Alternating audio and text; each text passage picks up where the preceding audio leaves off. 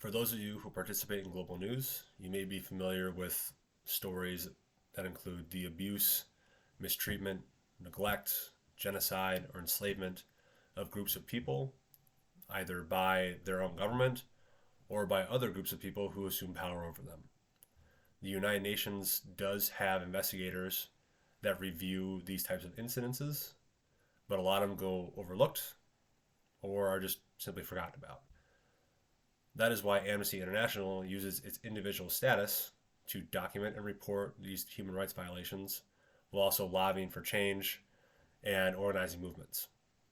For an organization that's so critical for so many people, I think it's important for everyone to understand where they started, what they stand for, and what they're capable of.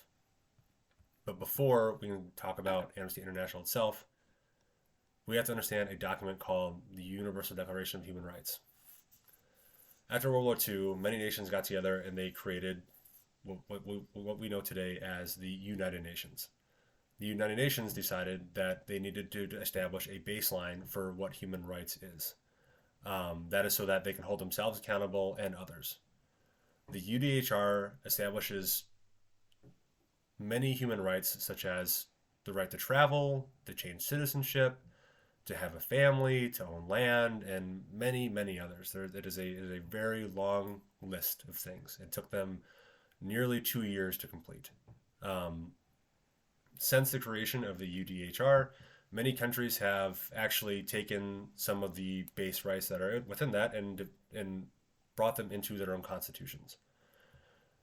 But even with this Declaration of Human Rights, we still see violations carried out by nearly all of the UN's 193 members, with very little repercussions or even recognition from the UN itself.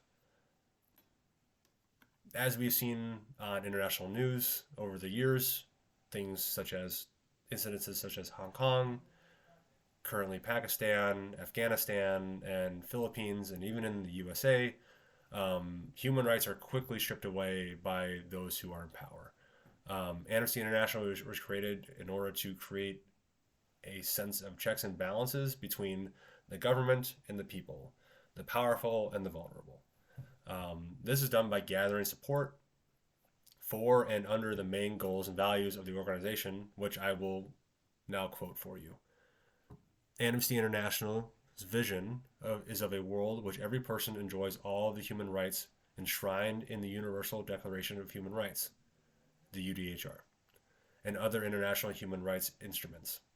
In pursuit of this vision, Amnesty International's mission is to undertake research and action focused on prevention and ending grave abuse of these rights. Amnesty International holds itself accountable via its rank structure. Starting at the top, we have the Global Assembly, followed by the International Board, followed by the International Secretariat. To be honest, there is quite a few committees that are involved with Amnesty International itself.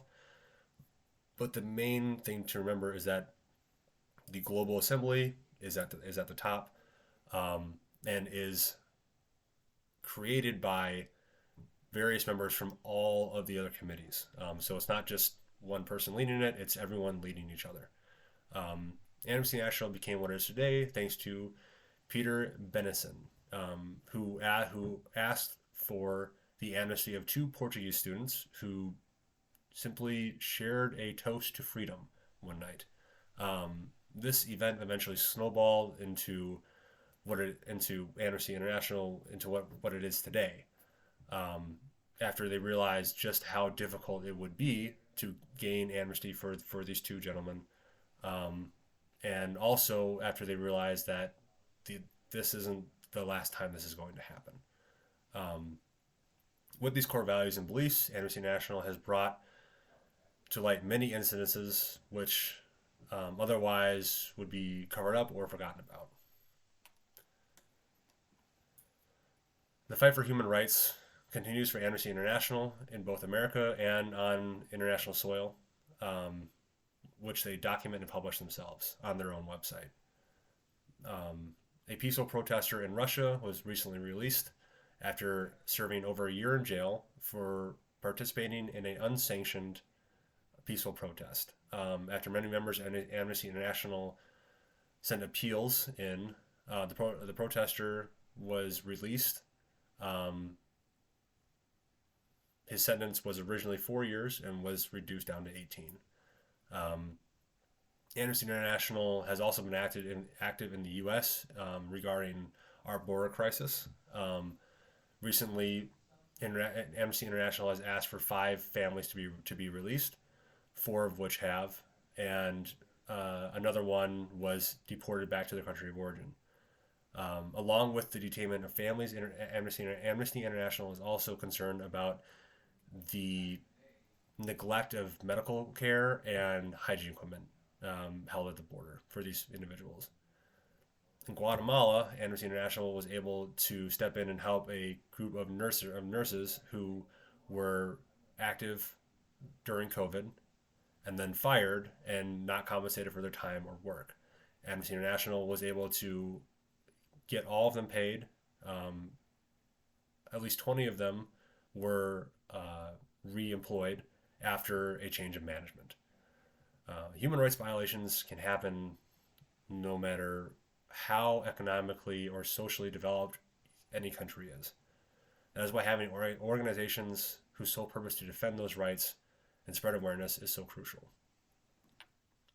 Amnesty International, since its beginnings, has set out to right the wrongs done by those who don't have the ability to defend themselves.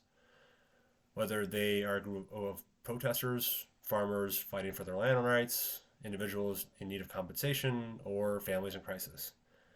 They have based their core values and beliefs on a document written by members of different countries during a time when pure evil had just been uncovered. The protection of human rights affects me, you, our families, our communities, and the world as a whole. I wouldn't want to live in a world where slavery and genocide would affect me at any point, but just remember, for some people, it does. Thank you.